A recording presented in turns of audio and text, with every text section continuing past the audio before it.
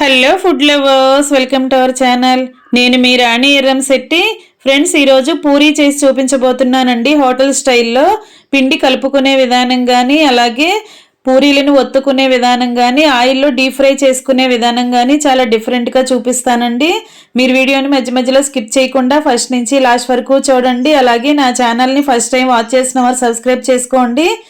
ఇంకా process start చేద్దాం. పిండి అనేది క్వాంటిటీ మీ ఇష్టం అండి. నేను 2 కప్పుల మైదాతో చేసి చూపించబోతున్నానండి. అంటే 1/2 కేజీ పిండి ఉంటుంది. దానిలోకి 1 టేబుల్ స్పూన్ పంచదార వేసుకోండి. టేస్ట్కి సరిపడా సాల్ట్ వేసుకోండి. ఇవి రెండు కూడా పిండిలో కలిసిపోయే వరకు కలుపుకోండి. మైదా పిండిని మీరు వద్దు అనుకుంటే గోధుమ పిండితో కూడా చేసుకోవచ్చండి. కానీ గోధుమ పిండి కలుపుకోవాలి అనుకుంటే దానిలోకి 2 గరిటెల ఆయిల్ పోసుకుని పిండిని కలుపుకోండి. ఆయిల్ కలుపుకున్నట్లయితే పూరి అనేది పొంగుతూ వస్తుందండి.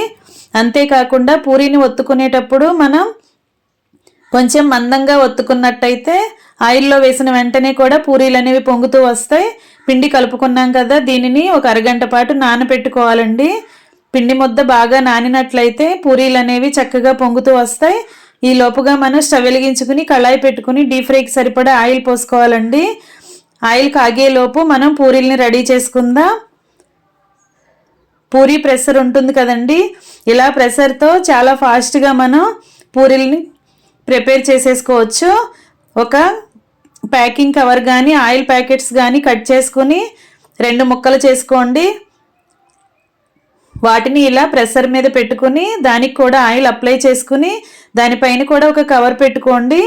ఇలా నేను చూపిస్తున్న విధంగా ప్రెస్ చేసుకున్నట్లయితే పూరీ డీప్ ఫ్రై చేసుకోవటం అనేది చాలా ఫాస్ట్గా కంప్లీట్ అయిపోతుందండి. టైం తక్కువగా ఉన్నవారు ఇలా ఫాస్ట్గా పూరీ ప్రెషర్తో పూరీలను ప్రిపేర్ చేసుకోండి. లేదంటే చేత్తోనే ఒత్తుకోవాలి అనుకుంటే నేను చూపించే విధంగా పిండి ముద్ద మొత్తాన్ని కూడా తీసుకుని ఇలా పొడవుగా రోల్ లాగా చేసుకోండి.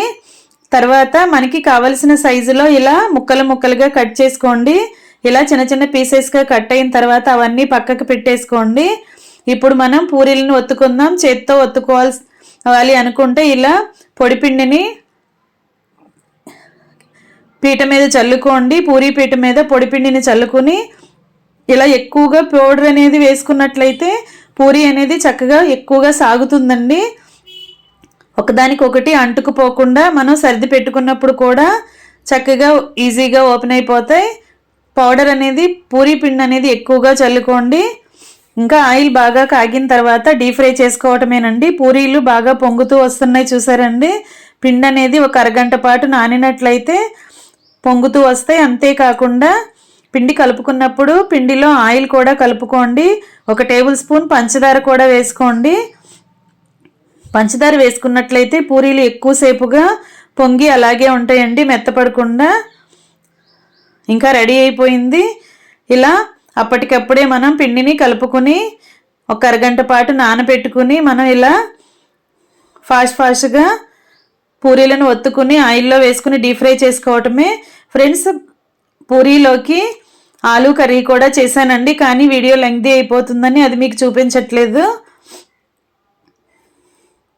పూరీ కర్రీ కూడా చాలా సింపుల్ ప్రాసెస్తో చేసేసుకోవచ్చండి. మరికొన్ని పూరీలను ఆయిల్లో డీప్ ఫ్రై చేసి చూపిస్తాను. మనం పూరీ వేసిన వెంటనే ఆయిల్లో ఇలా గరిటెతో నొక్కుకున్నట్లయితే పూరీ అనేది ఫాస్ట్గా పొంగుతూ వస్తుందండి. వేసిన వెంటనే కూడా మనం ఆయిల్లోకి లోపలికి ప్రెస్ చేస్తున్నట్లుగా నొక్కాలి. అలా నొక్కితే పూరీ చక్కగా పొంగుతూ వస్తుంది. చిన్నపిల్లలు అయితే ఇలా పొంగుతున్న పూరీలను ఇష్టపడతారు కదా, వారి కోసం ఇలా చేసి పెట్టండి. ఫ్రెండ్స్, నా ఛానల్ని మీరు ఫస్ట్ టైం వాచ్ చేసిన వారైతే రన్ అవుతున్న వీడియో కింద రెడ్ కలర్లో సబ్స్క్రైబ్ అనే ఆప్షన్ ఉంటుంది కదా, దానిని టచ్ చేయండి. ఏఎల్ఎల్ ఆల్ అనే బిల్ ఐకాన్ని కూడా టచ్ చేయండి. నేను పెట్టబోయే రెసిపీస్ అన్నీ కూడా మీ ఫోన్కి నోటిఫికేషన్కి వస్తాయి. ఓపెన్ చేసి చూడొచ్చు. అలాగే రెసిపీస్ అనేవి నచ్చితే మీరు కూడా కుక్ చేసి ఫ్యామిలీకి సర్వ్ చేయొచ్చండి.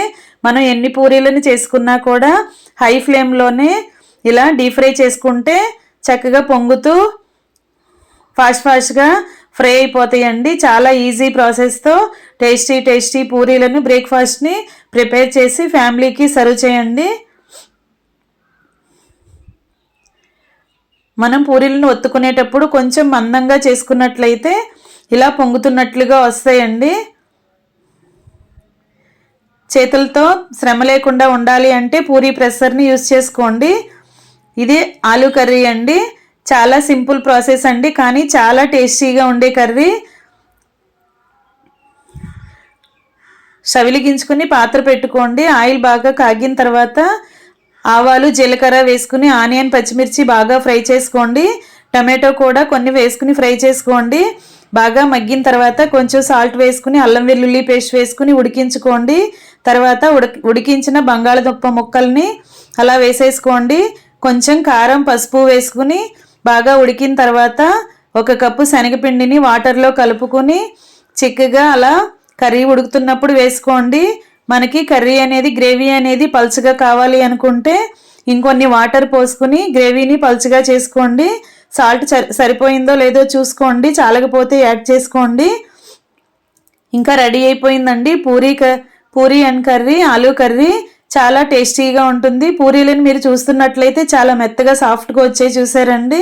మైదా పిండి ప్లేస్లో గోధుమ పిండి యూజ్ చేసుకోండి, లేదంటే తెల్ల గోధుమల పిండి ఉంటుందండి, అది అయినా యూజ్ చేసుకోండి. Thanks for watching. నేను మీ రాణి ఎర్రంశెట్టి.